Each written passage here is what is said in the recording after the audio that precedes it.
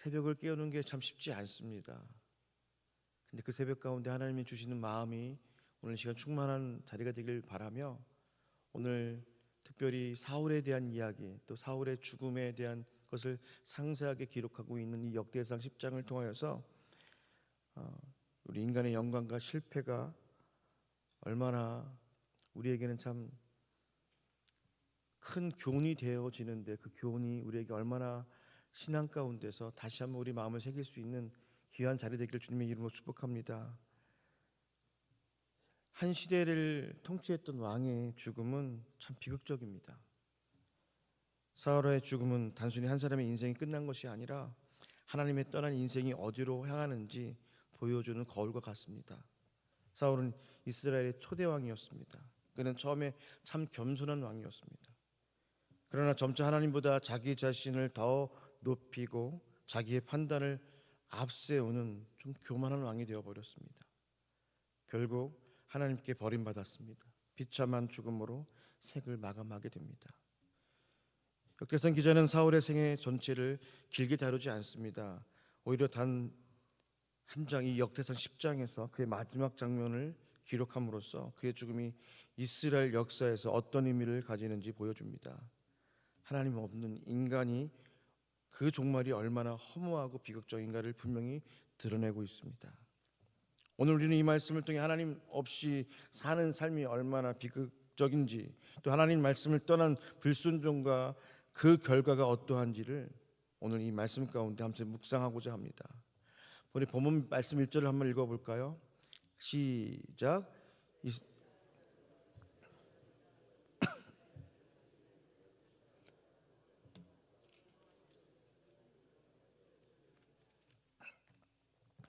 블레셋 사람 앞에서 도망하여 길보아 산에서 엎드려 죽으니라라고 되어 있습니다.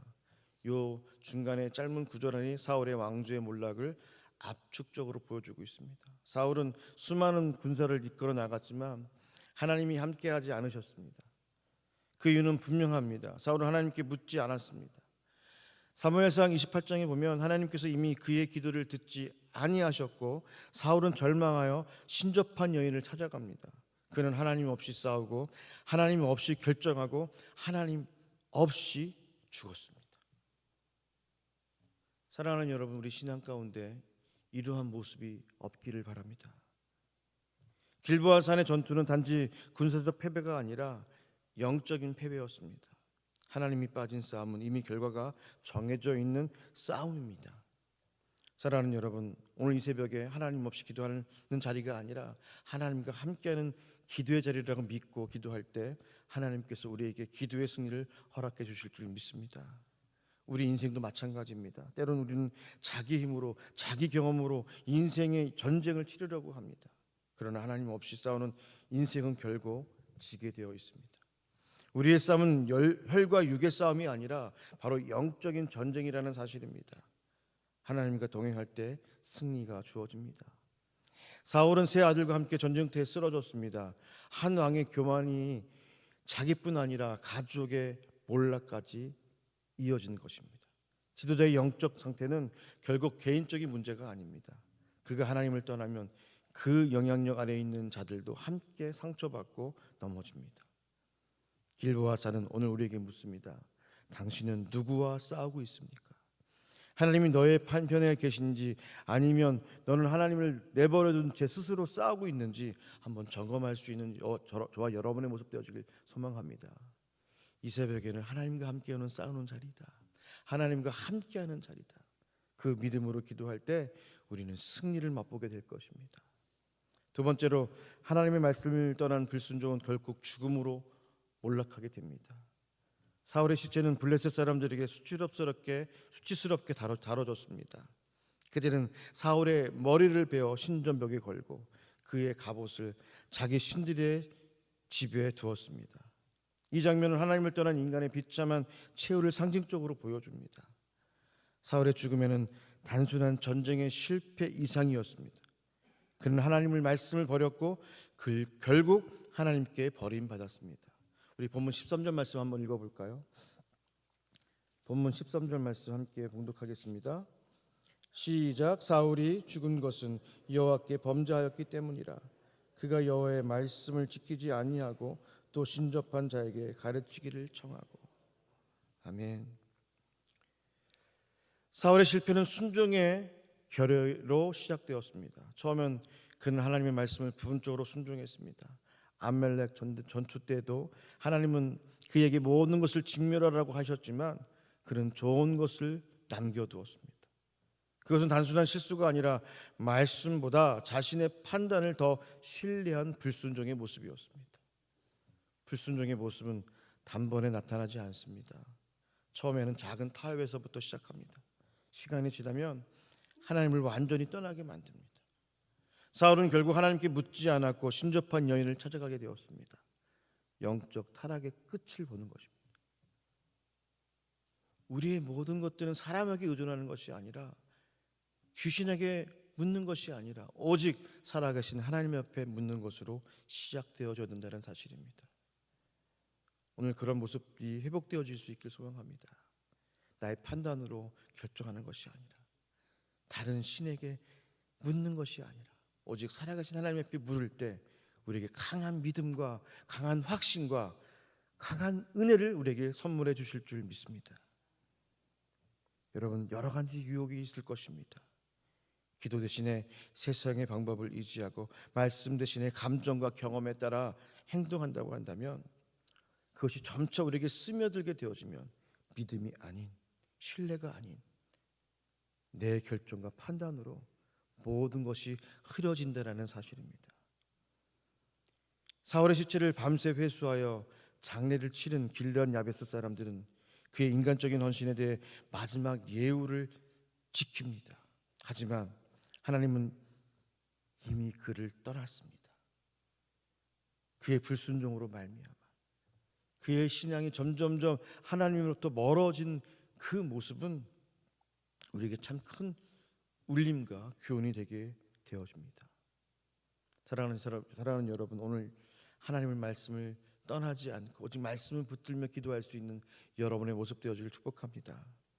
세 번째로, 하나님은 실패한 사람 앞에 역사 속에서 새로운 은혜를 열어주시는데 그것이 마지막 14절의 말씀입니다. 같이 한번 읽어볼까요? 시작.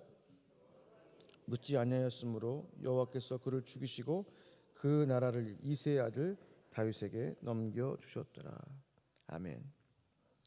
이 말씀은 심판의 기록이 아니라 은혜의 선언입니다. 마지막 절에 보니까 이렇게 되어 있습니다. 이새의 아들 다윗에게 넘겨주셨더라.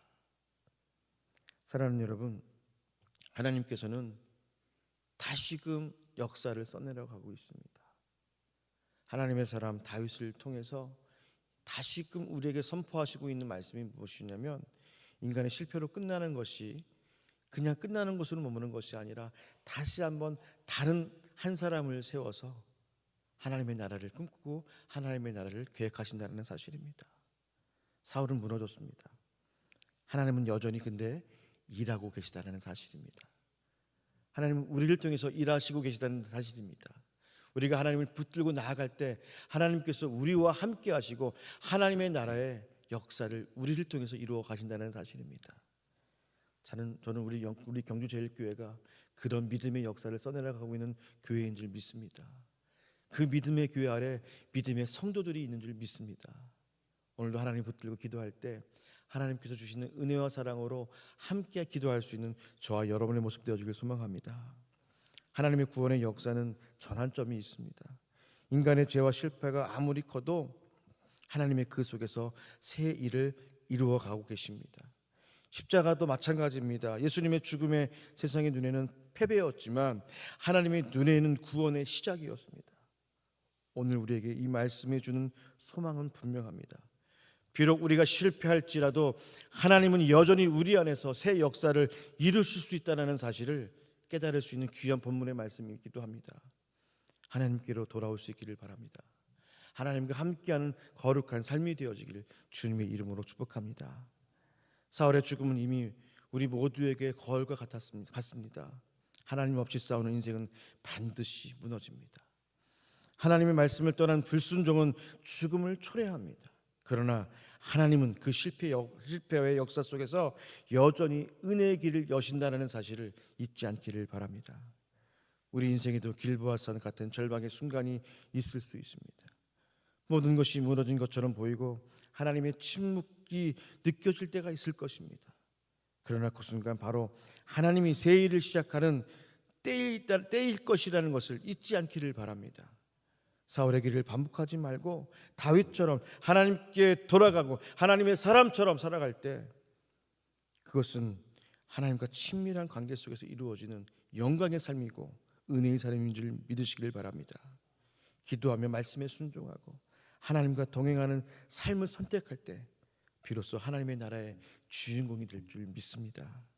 하나님은 우리의 실패를 새 은혜의 출발점으로 이끄시는 그 역사 속에 우리가 주인공이 될 수 있기를 주님의 이름으로 축복합니다.